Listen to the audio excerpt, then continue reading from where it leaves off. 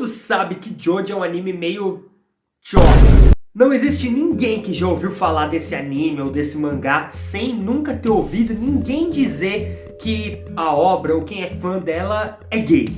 Considerando que a gente está falando de um mangá inicialmente shonen e posteriormente seinen, ou seja, voltado desde o seu início a um público masculino, muitas vezes isso é colocado como um demérito, como uma ofensa, ou como algo que impede as pessoas de se aproximarem da obra. É muito fácil confirmar o que eu mencionei, seja com memes na internet, comentários em fóruns, etc.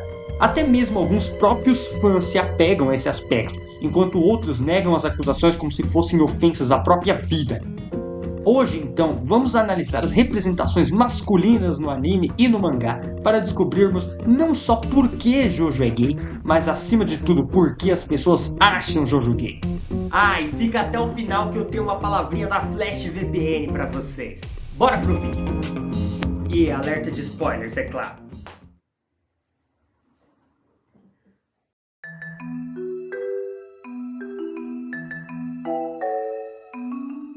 De acordo com o dicionário Priberan, o subtexto é um conteúdo ou conjunto de conteúdos implícitos que podem existir em um texto, num filme, numa obra de arte e entre outras coisas. Em outras palavras, é o que uma obra diz sem dizer. O subtexto é usado por inúmeros autores, pois acrescenta na história um realismo inegociável para qualquer história que tenta criar personagens complexos. Na vida real, ninguém nunca diz tudo o que pensa, e por ótimos motivos. Por outro lado, se não é explicitamente dito, pode ser entendido de várias maneiras, causando discussões eternas sobre certas obras, com múltiplos pontos de vista e abordagens diferentes por aí. Entre essas, o Francis Roland Barthes introduz o conceito no ensaio que tem o mesmo nome, um conceito que se chama Morte do Autor, em que a escrita seria um território neutro e que a identidade, acima de tudo, é apagada, com o leitor reescrevendo a obra para si. Resumidamente, todos podem entender as obras de maneira diferente, desde que haja um embasamento do texto-fonte. Isso abre espaço para inúmeras reinterpretações de obras, trazendo análises que fogem completamente da intenção original. Considerando como subtexto em muitas obras é usado intencionalmente, a impossibilidade de afirmar se a temática recorrente foi colocada ali de propósito ou não. Muitos olhares contemporâneos incluem visões de alegoria para questões étnicas de gênero e, evidentemente, as questões queer. Um público que possui experiências em comum e também tendem a compartilhar visões sobre a mesma obra. Isso faz, obviamente, para que pessoas LGBTQIA+, tendam a ver histórias sobre essa mesma ótica, evitando a heteronormatividade que continua presente na cabeça de muitos leitores. Macaxiel, que tem a ver com Jojo? Então, gente, simples. É claro, porque Jojo, ele tem uma quantidade absurda de subtexto LGBT, o que fez você clicar nesse vídeo. Agora vamos descobrir quais são os aspectos que fazem que Jojo seja um anime gay?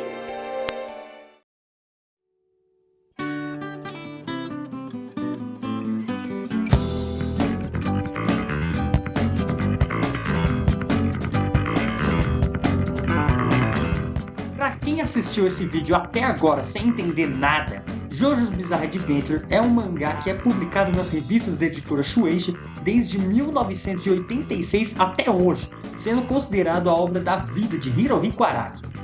Hoje, suas histórias estão em animação, jogos eletrônicos e inúmeras formas de mídia, criando o que é uma das franquias mais rentáveis do Japão. A história é dividida em partes com protagonistas diferentes, todos unidos por serem membros da mesma família, mesmo que separados por gerações, continentes e até dimensões. São 9 partes até hoje, e aqui vamos focar em especial nos personagens principais de cada uma, com menções ocasionais a outros. Mas só até a parte 6, porque senão não dá tempo, é muita coisa.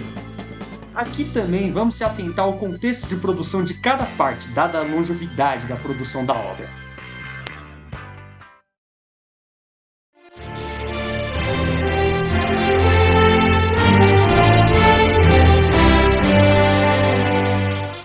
Vamos em ordem cronológica, começando assim com a parte 1 de Jojo Bizarre Adventures Phantom Blood, onde estreamos com o nosso protagonista gentil, o cara que respeita as novinhas Jonathan Joestar. Ele representa uma masculinidade aparentemente hegemônica, o que vai dialogar com o ambiente dessa parte, que é a Inglaterra no século XIX. E o seu papel é ser patriarca da família Joestar, até que a vida dele se torna uma merda quando chega o seu irmão adotivo, Gil Brando, que vem ali para péssimas intenções e para ser um dos vilões mais da hora de JoJo Bizarre Adventures. Lembrando que a gente vai abordar o Gil depois, tá bom? Então, por favor, não venha incendiar a nossa casa.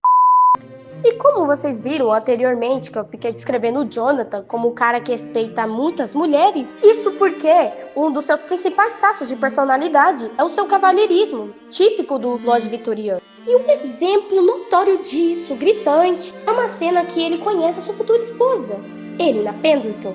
Ao se deparar com os dois garotos praticando bullying com a moça, Jojo sai para salvá-la, descrevendo como uma donzela ameaçada. Tudo o que eu quero é me tornar um cavalheiro de verdade. E você era uma donzela que estava sendo ameaçada. Mesmo sabendo que o inimigo é forte e não há chances de vitória, há momentos em que um cavalheiro precisa ser bravo o suficiente para enfrentá-lo. Mas um dia serei forte o bastante para vencer. Aqui reparamos no reflexo da maneira mais fofinha da opressão da mulher, avisando de que a mesma é um ser indefeso e que ela deve ser protegida por um homem forte e corajoso. Isso se torna ainda mais gritante na cena em que o Jonathan se enfurece ao saber que o irmão roubou o beijo da Irina. Parte da proteção inclui o dever de impedir que outros, além do protetor, retirem a sagrada virgindade, que no caso é a boca da Irina. O comportamento do personagem, a sua aparência musculosa, também se relaciona muito com a época que a obra foi idealizada. Numa entrevista para a revista francesa Le Dossier do Mangá, Araki menciona ter se inspirado em filmes de ação da época, protagonizados por astros como Sylvester Stallone e Arnold Schwarzenegger, vistos como símbolos de masculinidade até hoje. Porém, aqui a gente vê uma representação interessante. Quando William Zeppelin, personagem que faz papel de mentor para Jonathan, é derrotado em combate, Jojo chora. William logo o repreende, afirmando que não é a hora de chorar. Jojo, qual é o seu problema? Tem que ser mais racional. Isso não é hora de ficar enlutado. Agora a responsabilidade é sua. Aqui vemos um exemplo claro de uma suposta fraqueza, demonstrada pelo gesto de chorar. Ser responsável para a sociedade e também para o Zeppelin seria ocultar suas emoções. Demonstrar sentimentos é algo considerado feminino e, portanto, não másculo.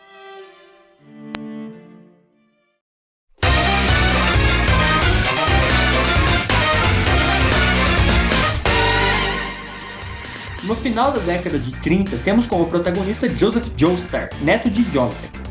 Sua aparência foi feita para lembrar do seu avô, para evitar um desinteresse do público após a mudança repentina de gerações. Sua personalidade, no entanto, é o completo oposto do seu antecessor, sendo um jovem briguento e provocador. Essas características apontam para um outro modelo de masculinidade mais contemporâneo. Ao contrário do cavalheirismo e da etiqueta valorizados no passado, na sociedade americana do início do século XX, ser másculo é ser agressivo e provocador para se mostrar acima dos outros. Assim, vemos um herói que se importa e protege sua família e pessoas queridas, mas que o faz para sempre reafirmar uma certa masculinidade típica do seu tempo. Apesar disso, o modelo de escrita é a todo momento desafiado por outros aspectos da história, a começar pela aparência dos próprios personagens. Joseph é frequentemente representado usando roupas que revelam parte de sua barriga. Essa vestimenta destoa fortemente da ambientação do mangá, também trazendo certa conotação feminina. Em nossa sociedade é considerado aceitável que um homem mostre todo o seu abdômen nu, mas isso não é verdade para as mulheres que devem cobrir os seios, tornando o cropped num item de vestimenta comum para mulheres, mas não para homens. Outros exemplos são Cesar Zeppelin, um amigo e rival do Joseph, que utiliza roupas que em várias adaptações são coloridas e cores pastéis, e geralmente são associados à delicadeza. E os Homens do Pilar. Os Homens do Pilar são um exemplo interessante, pois eles são caracterizados como seres antigos que habitavam a Mesoamérica antes dos astecas, tendo assim um pouco ou nenhum contato com as normas sociais modernas, optando assim por roupas que revelam muito seus corpos musculosos e sarados. Dessa forma, Muitos personagens desafiam convenções tradicionais da masculinidade. Por fim, é interessante destacar a amizade entre César e Joseph.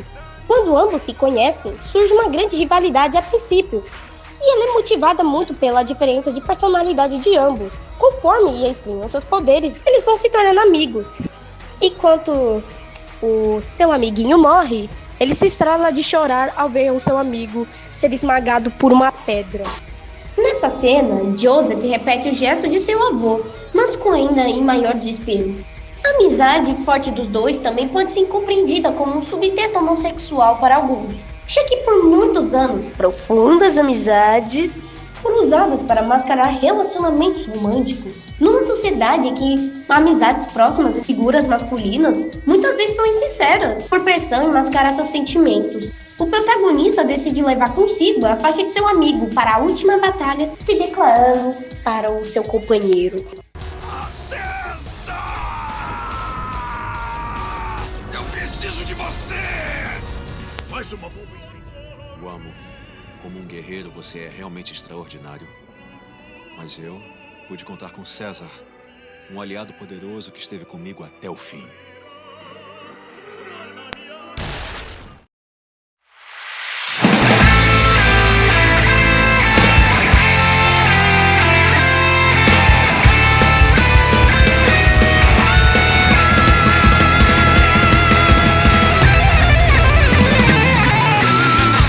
Agora, no final da década de 1980, a obra nos apresenta como protagonista Jotaro Kujo, neto de Joseph e filho de Holly Kujo. O personagem é mostrado como um bancho, ou seja, um líder de um grupo de delinquentes juvenis. Suas atitudes condizem com o esperado socialmente de um deles, sendo ativamente briguento, explosivo e sério. Sua aparência remete ao de um estudante do Kotogakko, equivalente ao ensino médio no sistema nipônico.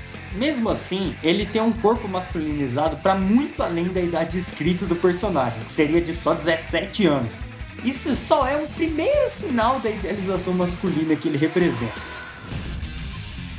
É importante notar que a partir da parte 3 é inserido um conceito que se chama habilidade de stand. Habilidades de stand, nada mais e nada menos, são manifestações de nossas almas, que geralmente pode variar bastante das habilidades e que elas têm muito a ver com nossos pensamentos e desejos.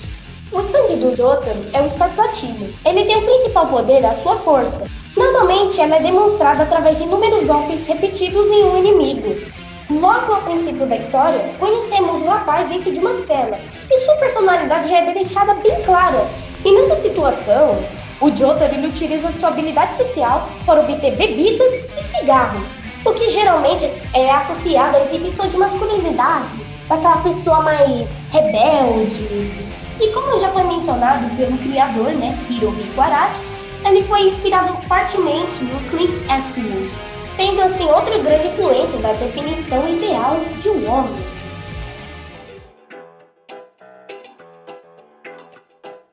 Algo interessante de se notar é o tratamento do Jotaro com as mulheres, desde as desconhecidas até mesmo a própria mãe. Mesmo vivendo numa sociedade conservadora em que o respeito pela família é altamente valorizado, como a relação dele com o avô demonstra, ainda assim ele mesmo maltrata constantemente a única mulher viva da família que ele conhece. Sabendo disso, é curioso notar esse discurso aqui. Até mesmo eu sei reconhecer um ser maligno desprezível. Um maldito que usa a fraqueza dos outros em seu benefício próprio e acaba com eles quando não precisa mais. E o pior é quando usa uma mulher. Aqui o personagem entra numa contradição. Exibindo a mesma mentalidade do seu trisavô, o Jotaro aqui traz novamente uma visão da mulher como um ser frágil que tem que ser protegido, o que contrasta fortemente com seus atos de agressão. Uma outra referência ao ator Clint Eastwood, de acordo com o criador da obra, é a sua postura aparentemente calma e contida a todo momento, que se refere a uma outra característica do masculino clássico, a supressão de emoções.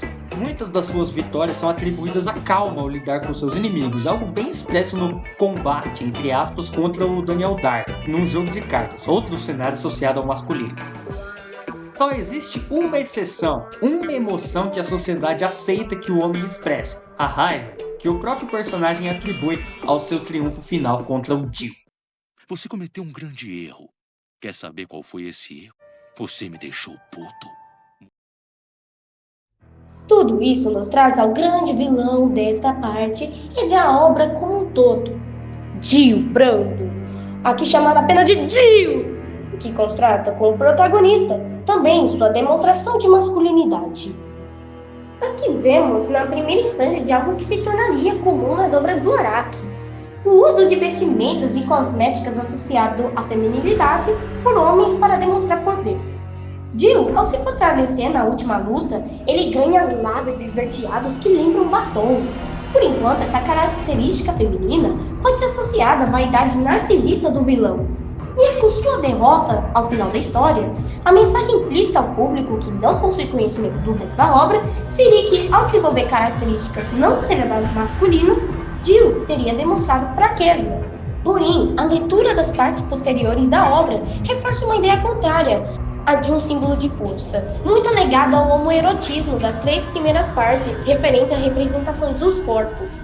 A grande maioria dos personagens se mostram como rapazes fortes e musculosos em um mangá que mulheres possuem pouca representação, mesmo como interesses amorosos, a que se combina com o desinteresse da maioria dos personagens para relações heteroafetivas. Sim, a expressão do corpo ideal masculino, como um objeto a ser admirado e desejado por outros homens, cria uma estética que muitos associam com a homossexualidade, por se desviar da norma social em que a objetificação é direcionada apenas à mulher.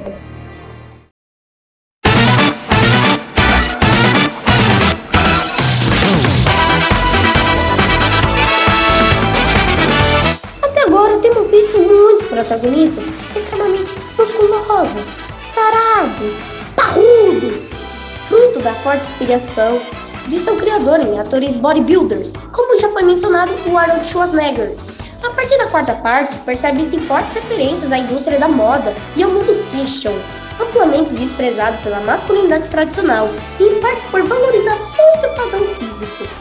Assim, as noções de masculinidade aqui representadas começam a se demonstrar cada vez menos congruentes com as expectativas sociais das épocas e dos lugares que vemos na ambientação.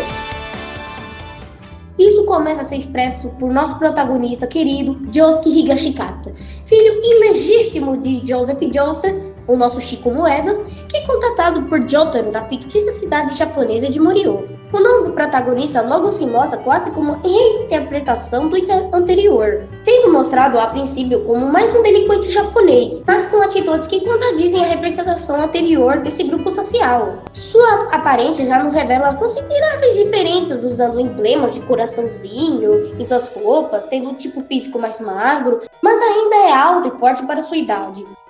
Então, a personalidade tem um contraste comum dentre os adolescentes do sexo masculino. Uma aparência agressiva e amedrontadora que disfarça outros traços que são estigmatizados. O personagem é descrito como assustador a princípio e o seu linguajar é pouco formal mesmo quando lidando com figuras de autoridade, algo que é incomum para o povo japonês. Apesar disso, a todo momento ele se demonstra alegre e disposto a proteger o próximo, sempre optando por tornar os seus inimigos em amigos quando é possível. A vocação do Josuke para consertar as pessoas também é representada pelo seu stand, que possui a habilidade de restaurar objetos ao seu estado anterior, permitindo que ele cure os aliados ao socar eles. O design do stand, inclusive, é tomado por tons pastéis, incluindo cor de rosa. Aqui o contraste também fica claro entre um poder menos agressivo, mas que tem que ser expresso de uma maneira bruta, assim como muitos rapazes se apresentam de modo a se encaixar no modelo de masculinidade que não lhes agrada pessoalmente. Dizem que nós, os humanos, destruímos outras vidas para preservarmos a nossa própria. Apesar disso, eu nunca conheci um poder mais generoso do que esse poder que você tem. Em certo momento, Josuke e Jotaro devem caçar um rato que suspeitam ter desenvolvido um instante como o deles. Ignorando a bizarrice, é curioso notar como o garoto se comporta perante o protagonista da parte anterior. Não só nessa, mas em inúmeras outras interações. Josuke se sente muitas vezes pressionado para não ficar para trás, refletindo uma vez uma sua sensação de ameaça, quando acompanhado por um representante tão ímpar de sua masculinidade hegemônica tóxica, mesmo que aqui seja menos aparente. Tantas outras poucas coisas que realmente enfurecem o nosso protagonista, críticas ou ridicularizações do seu penteado, são as mais curiosas. Como dito anteriormente, a moda e a valorização da aparência costumam ser associadas, muitas vezes de maneira pejorativa, ao feminino, recebendo assim o desprezo da masculinidade tradicional. Josuke sente que deve proteger não apenas seu visual, mas também sua vaidade como valor de maneira agressiva, conseguindo uma tentativa de enfatizar seus traços másculos para amenizar interesses tidos como afeminados. Falando um pouco de outros personagens, é interessante ver como se diversificam as representações masculinas nessa parte. Rohan, Akira Otoishi, Terunosuke, Mikitaka, entre tantos outros, destoam fortemente da aparência musculosa da maioria dos homens vistos até então, com roupas que beiram cada vez mais o tido como feminino. Apesar disso, o mais notável é certamente o vilão, Yoshikage Kira. Yoshikage não é afeminado, pelo contrário, usa cabelo social e está sempre trajado de terno e gravata, mesmo que de cores vibrantes, se apresentando como um homem comum. Contrapondo a personalidade vibrante do Josuke, que aparece mesmo que por debaixo de um verniz de macho, o Kira se mostra como um psicopata motivado por um fetiche por mãos de mulheres.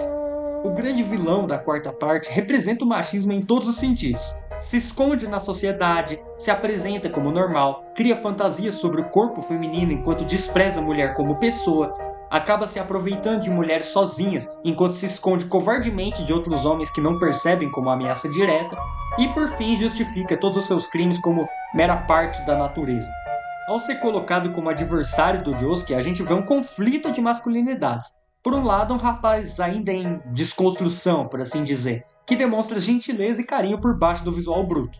Do outro lado, um homem adulto, representante das piores consequências que o pensamento misógino traz para a sociedade. Assim, o conflito final da parte anterior meio que se inverte, com o dissidente triunfando sobre o hegemônico.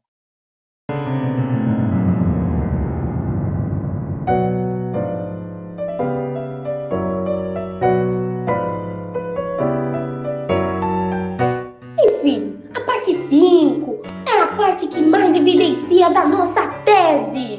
Aqui, a mudança de traço e de design do personagem revista na parte anterior agora toma conta da obra por completo. Todos os personagens da obra têm ao menos alguma característica andrógina. Tudo isso começa logo por nosso querido mafioso sonhador Giorno Giovanna, agora ambientado na Itália. O personagem nos é apresentado como filho do Dio, trazendo muitas influências dele em seu design, como cabelos loiros e, obviamente, traços delicados. Na obra colorida do mangá, em outras mídias, a roupa já exótica do personagem era pintada de azul, mas no anime, impedido do próprio Araki, a cor foi mudada para rosa. Isso mesmo, a parte 5 foi pro lado rosa total da força. E é importante notar algo sobre os padrões de beleza do leste asiático. Em obras ilustradas japonesas, usa-se o termo bishonen para nomear rapazes de aparência feminina, normalmente apresentados como homens ideais numa perspectiva também feminina. Personagens tidos como afeminados para o ocidente existem e são aceitos em muito maior escala lá do que por aqui. Apesar disso, em Jojo as coisas são um pouco diferentes. Além da ambientação ocidental de muitas partes como essa, que não justificariam a aparência dos personagens como mera representação cultural, esse visual é idealizado apenas pelo público feminino, aparecendo em obras direcionadas a elas. Quando aparecem em obras para outro gênero, geralmente recaem sobre papéis vilanescos ou não humanos de alguma forma. Mas no mangá do Araki, a distribuição é democrática, como uma verdadeira amostra de um mundo com padrões de gêneros menos influentes. Interessante de se notar é o processo de criação do Giorno. Originalmente, ele deveria ser uma garota, mas a ideia foi rejeitada pelo editor encarregado da obra naquela época. E mesmo assim, muitas partes do seu personagem remetem ao lado feminino, desde seu sobrenome, Giovanna, até seu poder de stand, o Ganda Experience, que cria vida, assim como uma mulher pode gerar um filho. Podemos dizer que a revolta contra as normas sociais que o personagem representa, tanto em sua história quanto em seu visual, reflete também uma certa revolta de seu autor para com que o cenário de mangá na época que não lhe permitiu expressar o que queria. Giorno, como protagonista, personifica isso, também em seu passado, que dialoga com mistura de papéis de gêneros convencionais na sociedade promovida pela obra. Tendo um pai que mal conheceu a sua mãe, que o ignorava, foi vítima de abuso físico constante por seu padrasto e por outras crianças que conhecia. Mas a sua vida mudou após inocentemente salvar a vida de um mafioso, que como retribuição obrigou a todos a respeitarem e protegerem o pequeno garoto, gerando nele um sonho de futuramente ser um gangster. Em uma cidade repleta de políticos corruptos e policiais que não davam segurança a quem necessitava, Giorno Giovanna encontrou seu objetivo de vida. Em vez de sonhar em ser um astro dos esportes, ele queria se tornar um gangster famoso, um gangstar.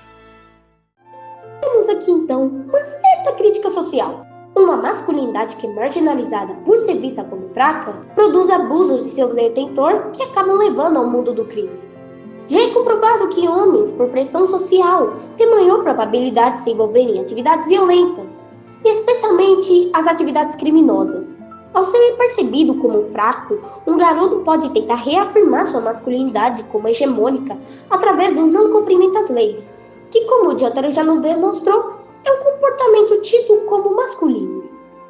A quinta parte tem a forte característica de dividir os seus grandes momentos entre uma equipe de protagonistas que compartilham os mesmos contrastes do próprio protagonista. Guido Mista, por exemplo, demonstra na sua falta de higiene e no seu linguajar chulo traços masculinos clássicos, enquanto ainda mantém forte preocupação com a sua vestimenta e certa infantilidade no agir, comportamentos que fogem de noções idealizadas. Leone Abacchio é sério e irritadiço, mas também usa cabelos longos e algo como um batom escuro, etc. Cada um mistura elementos tradicionais do masculino e do feminino de maneira própria. Dentre os vilões, isso também é refletido, inclusive com personagens que demonstram aparente homoafetividade. Sorpei e Gelato, por exemplo, são dois personagens póstumos cujo relacionamento amoroso é insinuado. Squalo e Tissano também são mostrados como muito próximos e íntimos, no que muitos interpretam como uma relação amorosa. A história da parte que o filho do Dio protagoniza segue a todo momento brincando com o homoerotismo, mostrando uma certa fuga constante das representações tradicionais vistas na época. Inclusive, aquela cena famosa aí que o Bruno lambe o Jojo para saber se ele tá mentindo reflete isso, trazendo um contraste entre a agressividade de um interrogatório com a tensão sexual do contato exageradamente íntimo entre os personagens. O jogo com as noções vigentes de masculinidade se torna evidente e parte importante do apelo da obra daqui por diante.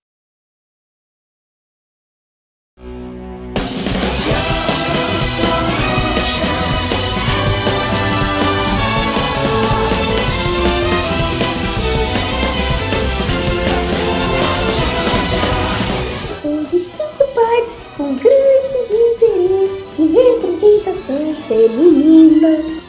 Finalmente, temos uma parte que a gente enxerga muitas mulheres de vários tipos e temos uma mulher como protagonista. Como dito anteriormente, essa ideia já tinha sido cogitada ao início e deveria ter sido executada, mas foi vetada pelo editor. De acordo com o livro Jojo Beller, a ideia quase não foi para frente novamente. Masaraka insistiu que a personagem seria feminina, afirmando que seria assim justamente por não ser a mais que agradava o público. Novamente, de acordo com o autor, o nome da parte, Stone Ocean, foi escolhido para representar um contraste. O oceano representa a feminilidade da protagonista, mas a pedra representa a prisão, o ambiente escolhido dessa parte para realçar a resistência da protagonista. Por isso, não devemos descartar a protagonista, Jolene Cujo, numa análise de masculinidade, pois a mesma também foi criada para representar comportamentos típicos do masculino apenas no corpo de uma mulher. Então vamos analisar ela também. A Jolene tem uma aparência forte e atlética, usando roupas que ressaltam as curvas, mas não mostram muito mais pele do que outras roupas comuns da vida real. O visual dela não destoa muito do que a gente vê em outras garotas da série, inclusive de outras dessa mesma parte. Mas é um sinal que a sua aparente masculinidade comportamental não se traduz numa falta de outras características associadas ao feminino, como a vaidade. O que realmente nos interessa aqui no âmbito dessa análise é a personalidade e o passado dela. De novo, a gente tem uma personagem que se mostra uma verdadeira delinquente juvenil, refletindo mais uma vez ideais masculinos. A diferença é que dessa vez é uma masculinidade dissidente, vinda do feminino e intencionada para provocar, numa revista em que protagonistas mulheres apareciam de vez em nunca. A história afirma que os hábitos dela refletem uma tentativa constante de tentar chamar a atenção do pai, o Jotaro, que era ausente na sua vida. Essa relação entre comportamento criminoso adolescente e o abandono parental se confirma na realidade segundo a psicologia, inclusive gerando na protagonista uma carência emocional tamanha que faz ela ser cúmplice de um crime cometido pelo namorado só para não abandonar ele. O Jotaro, que ao longo da franquia foi um símbolo do homem tradicional, demonstra outro comportamento aqui típico do patriarcado: a indiferença para com a prole, para evitar o sentimentalismo associado às moças.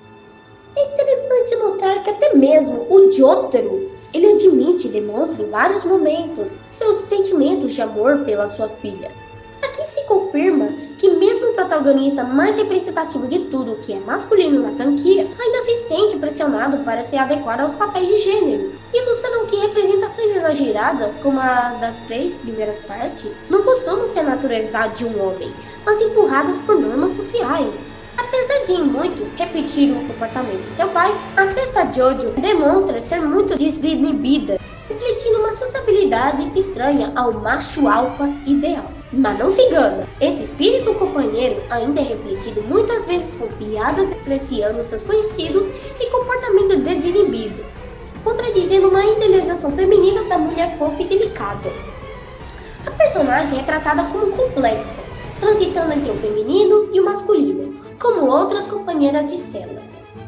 Outras prisioneiras que aparecem na obra, como a Hermes Costello, também circulam próximas à linha social dentre os gêneros. A FF nem mesmo tem um gênero definido, porque não é humana, mesmo sendo tratada frequentemente como mulher. Em certo momento, até o que se insinua ser um homem trans aparece no mangá, preso junto às prisioneiras mulheres, algo que é questionado pela protagonista. A todo momento tem insinuações e brincadeiras com a expressão de gênero dos personagens. Isso tudo culmina no Narciso Anasui, personagem idealizado pelo Hirohiko como sem gênero. A aparência dele já é o suficiente para ser descrito como afeminado, mas o seu design inicial era totalmente andrógeno, inclusive tendo seios. Tendo uma obsessão pela Jolene e rotineiramente declarando seu amor por ela, o Anasui foi colocado como um par romântico da protagonista, no que poderia ter causado um certo escândalo se a ideia tivesse ido adiante e o personagem não tivesse sido simplesmente feito homem logo no capítulo seguinte. A decisão foi provavelmente tomada contra a vontade do criador, que disse posteriormente para a produção da versão animada que não seria problema se ele fosse mostrado como mulher na animação. Tendo um elenco tão diverso de Jojo, é notável a escolha de um padre, Enrico Pucci, para ser o vilão da parte 6, sendo representante não apenas de uma figura de autoridade, mas também de uma religião que historicamente foi usada para condenar a fuga da visão tradicional de gênero. O capelão também traz certas contradições em si.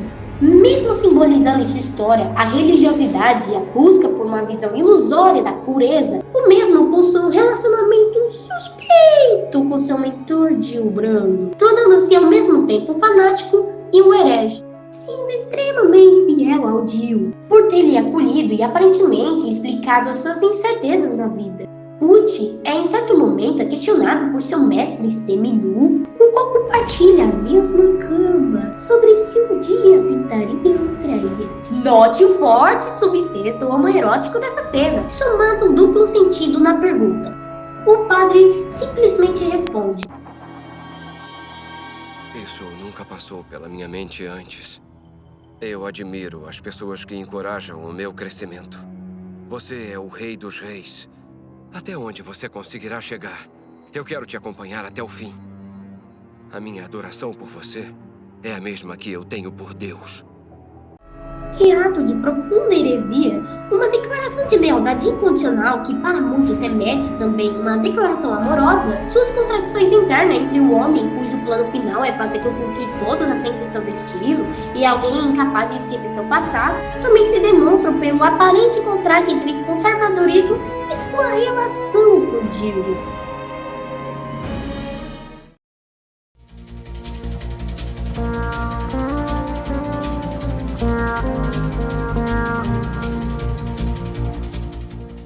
Depois de tudo isso, ainda tem mais pra analisar. Isso foi só as partes do anime. Ainda tem mais 3 que por enquanto são exclusivas do mangá. A verdade é que mesmo se a gente se dispusesse a criar um vídeo de 30 horas, não teria tempo pra falar de tudo. O que levamos à conclusão é que Jojo Bizarre Adventure é uma obra que possui muito subtexto homoerótico, sendo que, mesmo assim, o começo da obra não tinha essa intenção, mas com o tempo, Hirohiko Araki ele se sentiu na necessidade de quebrar esses paradigmas de quebra da masculinidade tradicional. Acaba acontecendo que pessoas se recusam a consumir Jojo Bizarre Adventure ou simplesmente tacam hate na obra por simplesmente terem esse quebra de paradigma da masculinidade tradicional, o que faz as pessoas utilizarem de motivo como ofensa. Mas isso também leva um ponto que Jojo Bizarre Adventure é uma obra que possui essa identidade de ser ousado de quebrar essa cisnormatividade. Com essa quebra de ousado, de mostrar o que é bizarro para as outras pessoas, Jojo Bizarre Adventure não teria um nome como Jojo Bizarre Adventure.